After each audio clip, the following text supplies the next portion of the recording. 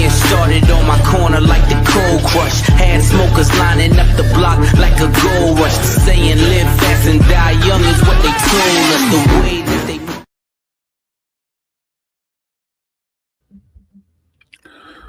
What's up, YouTube? It's me, the Artisan MC, and today I'm here to give you my review of Tron Ares. I waited about a day or so before I went to see this movie, and I had some time, so I went to catch it after work. The theater was mostly empty, but that's a Monday night. It's not that big of a deal. Now, I should say that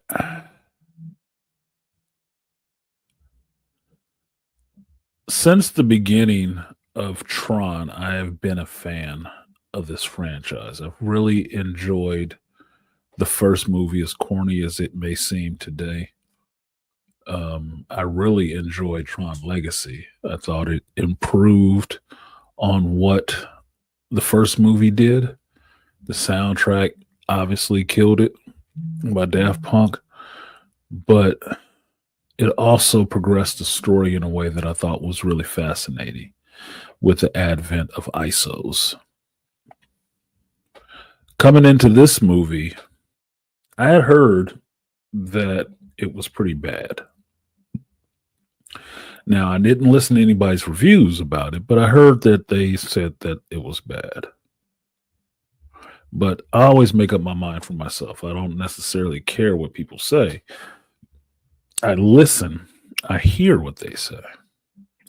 But my mind is always made up by what I say, what I sit in the theater and see for myself. And what I saw in this movie really felt like the person who made it liked the first one, really loved the second one, but didn't get any of the messages in anyone. This movie felt like it was missing substance. That it had the things you could recognize, the light cycles, the neon colors, the glowing suits. It had all of that stuff. But it was missing the real substantive part about it. Something that spoke to the human condition a little bit more. Which is where the last story kind of led you off into. Now, this movie happens, let's say 40 years after the last one, which doesn't make any sense to me, but let's just say 40 years after the last one, given the little montage or catch up that they try to give you in the beginning before you get to the trailer. You're introduced to a security AI called Ares in the Dillinger mainframe. This character is played by Jared Leto. The Ares program is then trained, and you watch him being trained over hundreds of thousands of times of being killed and having to learn how to fight and everything like that, that this program is different. This AI is a bit different. The next part of the story that you get is you're introduced to Julian Dillinger, which is like the grandson or great-grandson of the original Dillinger from the Tron movie. He has brought his family's company back a bit, and he is in a pitch race to release the next big thing with their rival from the first movie, which is Incom. Now, Incom is run by Eve Kim. And Eve Kim is new. After the events of the second movie, Tron Legacy, Sam Flynn eventually steps down as the CEO of Incom and leaves. And he leaves the CEO ship to a pair of sisters, Tess and Eve, Kim. Well, Tess dies of a type of cancer, which leaves Eve in charge of the company.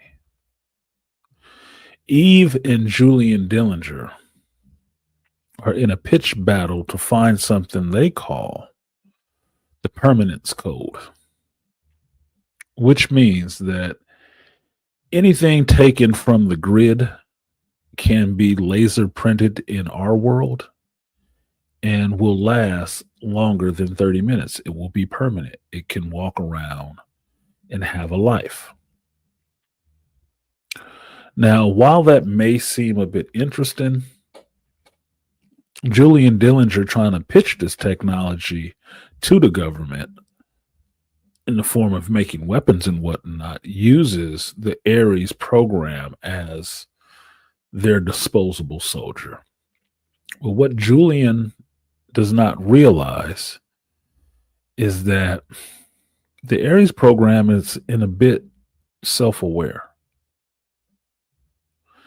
All these times of dying, all these times of battling and coming out of the grid into the real world and getting to see what the real world is, he is curious.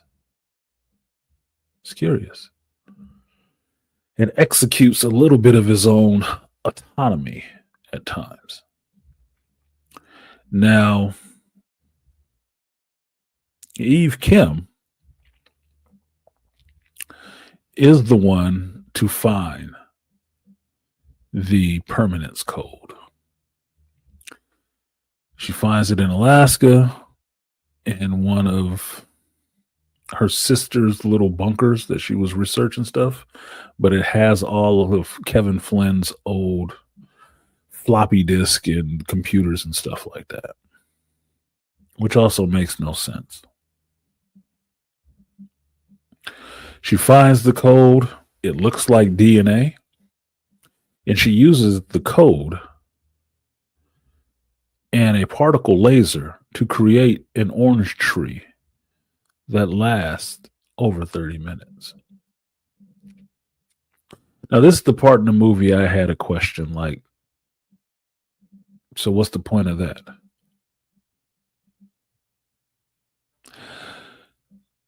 To me, something is missing in the understanding of this movie about what this technology is, how it actually works, and how it is actually beneficial to anybody. From here on out,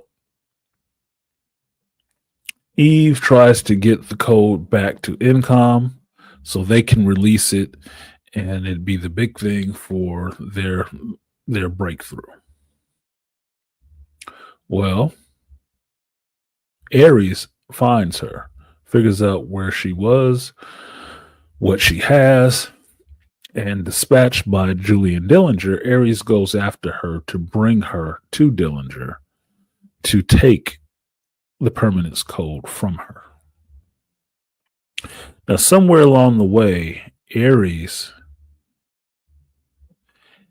ends up developing feelings. And he senses empathy out of Eve. So even though he does capture her, she does get put into the Dillinger grid, which is the red grid you see in the trailers and whatnot. Ares disobeys the command by Dillinger to remove the permanence code from Eve and delete her permanently from the real world and from the grid. Ares defects and ends up helping Eve to escape the Dillinger grid back out into the real world. Now, because Ares has defected, one of his soldiers that he trained, his right hand, Athena, is then tasked with bringing him back by any means necessary. Herein lies the pickle. Athena then continues to go back and forth between the grid and the real world, coming to claim Eve. Eve, on the other hand, is trying to look for the permanence code again in Flynn's old system, his old grid. Because before she was captured, she destroyed the flash drive that had the permanence code on it. But there was a backup in Flynn's old program. So her and Ares' plan is to use another particle laser and beam Ares back into that old grid to find the permanence code and then bring it out.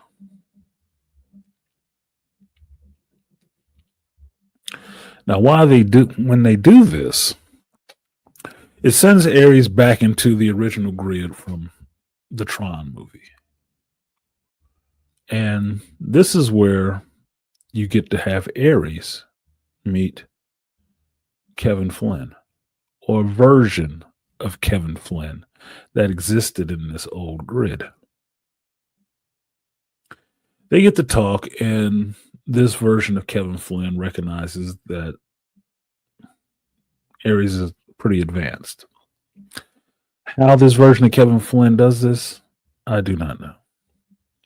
But through conversation, this version of Kevin Flynn does give Ares the permanence code, which still looks like DNA. But Kevin Flynn is also saying at this point that he didn't make this code. He found it, which I think is significant. But, that thrown to the wind, Ares uses his disc and the permanence code to come back out into the real world and stop Athena from trying to kill Eve Kim. Now, when Ares comes back into the real world from the old grid, he is a real boy now. He's human. He bleeds. He gets tired. But he does fight to defeat Athena with the help of some other people at Intercom, bringing down the Dillinger grid. And from this point, Eve Kim allows Ares to just leave. He pieces out. He goes to see the world. He goes to live one life and not many. To learn what it means to be human, or what life is, what it looks like. And then you come to the end of the movie. Pretty short and sweet, right? Here's where the substance was missing. The Pinocchio Code, which I'm calling it because that's exactly what it was, seemed to be bullshit to me. Because the movie never really establishes, outside of making digitized items pulled from the digital world into the real world permanent, it never really say what's the point in that. It's still fake. They make an orange tree. They digitize or bring a digital orange tree from the digital world into the real world, and they eat these oranges. I'm like, that doesn't seem right. I don't think it would have any flavor. because you didn't program in flavor in the computer. What's the point of having a bunch of fake stuff in the real world? That'd be like Minecraft, wouldn't it?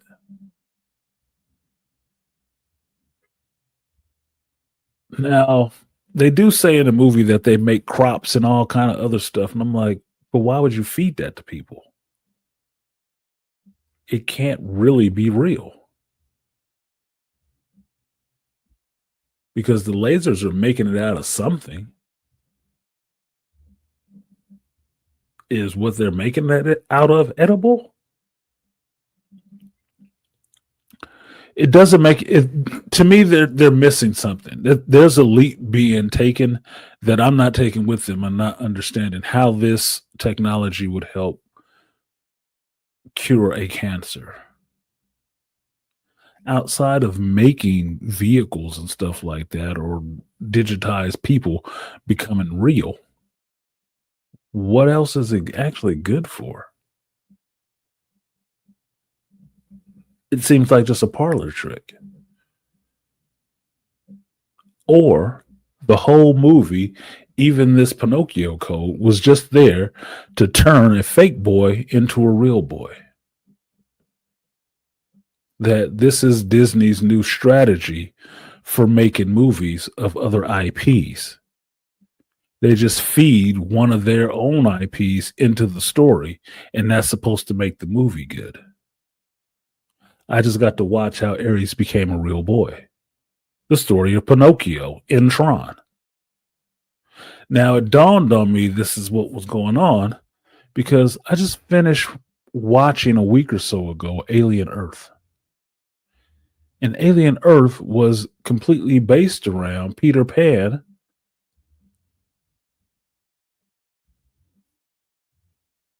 That's what I got. Peter Pan and the Lost Boys in an Alien Earth show. It's supposed to be about xenomorphs and stuff.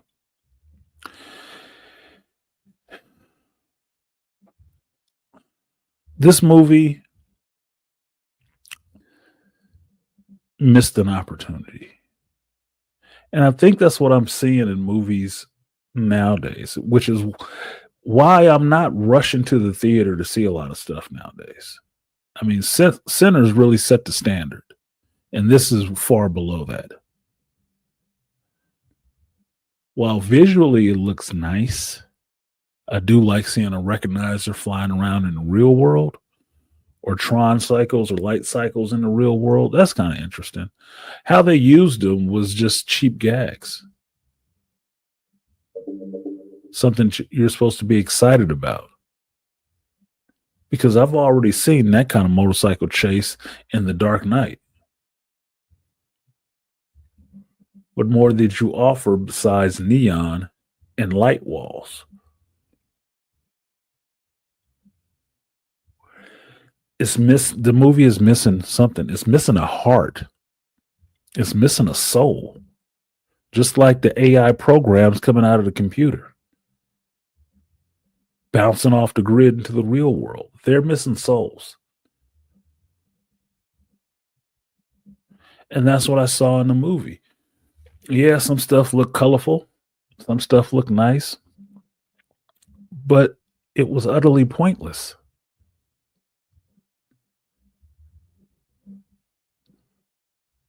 Now,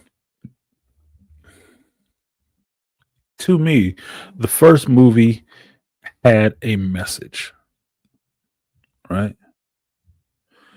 The message was that ownership of your ideas is important. And ushering in new technology, a new way of thinking, is the revolution that was there in the 80s. The grid was a place that you could see the world in a sense. You can make the world. Number two gave you the understanding that inside of this digital world, there is life, and it populates and springs up on its own. Kevin Flynn didn't make it, just like he didn't make the Pinocchio Code. He didn't make either one of these things. These things naturally spawned in that digital world. That was the whole point of the ISOs. The ISOs were not programs he created. They arrived, became, emerged completely on their own. Now, because this movie never dealt with the idea of ISOs, I found it a little insulting that they took the idea of it with Ares, the advanced AI, bringing him into the real world and having the movie in the same way the second one did. A digital person in the real world riding away on a motorcycle, going out into the world to see what life is about. Well, that's not even imaginative at that point. You've already done that. What good is a security program running around in the real world learning about life?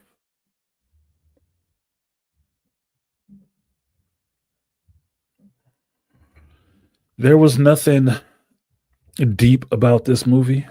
There was nothing that would make you think and really wonder about what is possible with technology. There is nothing that I would want to see a sequel of this for. Was it? Now it's primed for a sequel, sure. But why? Look, this movie was wasted potential. Wasted potential.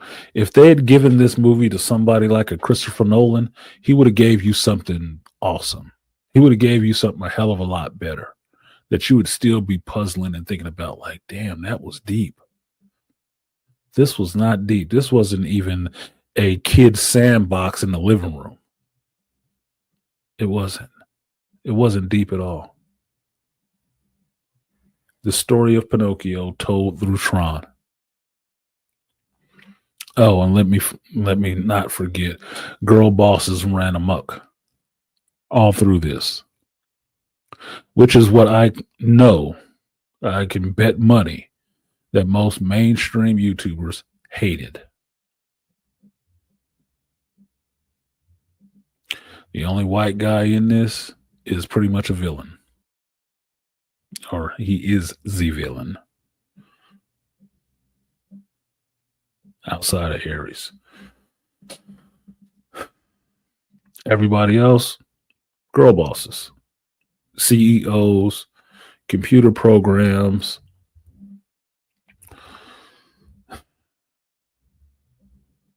mothers, more wasted potential. They had Gillian Anderson in this. They could have had anybody play that role and not had her in it. That was a waste. What a waste.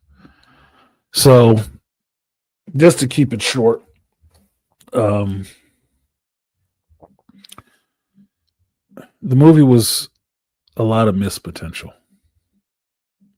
The music, I like Trent Reznor and Nine Inch Nails, but that shit was too loud. It was like they were doing their rendition of Daft Punk stuff. And it was just, in some areas, it was just loud for no reason at all. There was 1 to 2 songs that I really liked. The submarine scene, I like that song. And the end credits song, I like that one. Other than that, the shit was just loud. And it all sounded the same. So, for me, there's not really a lot to pull on this movie to say if it was good or if it was this, that, and the other. It's not. I mean, I frankly feel bad. And the person I feel bad the most for is Jared Leto. Jared Leto is a very good actor. Very good actor. but he keeps getting saddled with these movies that could be a franchise underneath him, but are just shit. They just end up being shit. And it's like he could do anything else except movies that have to do with superheroes or science fiction, because those movies usually end up bombing. And I don't blame him unless it's his picker or manager lining up the movies for him. I just feel bad for the guy. I really do. Because he is an awesome actor that just keeps getting saddled with shit role after shit role. And he keeps doing his best with it, but the movies get flamed. Flamed. So I feel bad for him. The rest of the characters, the cast of characters in this, who cares? They're utterly forgettable. Even the lead. Utterly forgettable. An Asian female CEO that has no connection to the original characters that we were following.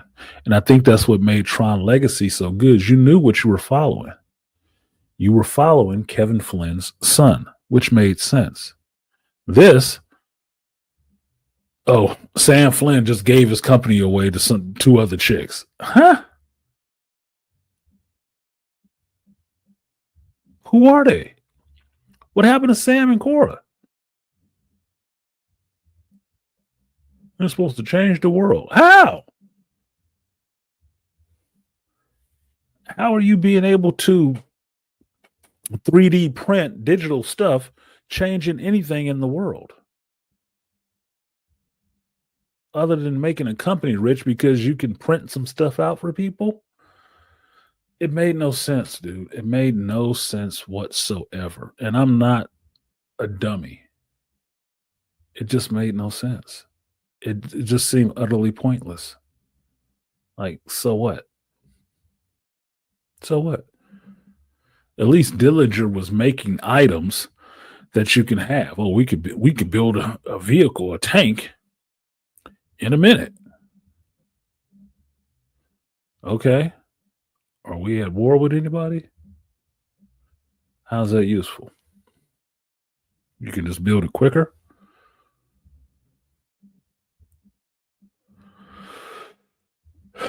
Oh, bro.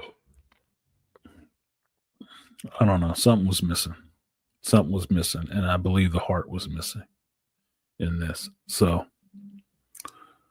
for me, you could watch it or you could pass on it. I think I could have passed on it.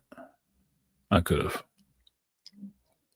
Because to me, it doesn't really add anything to the Tron movies. It doesn't. It doesn't necessarily take anything away because they just regurgitated some scenes from the first one and the second one into this. But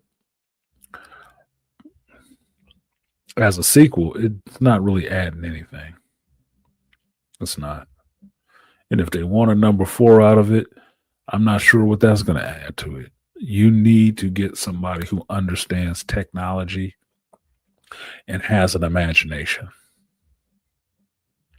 Because this could have been really cool if you were bringing in the story from the second movie and bringing those characters, those ISOs, into the real world and seeing how they interact.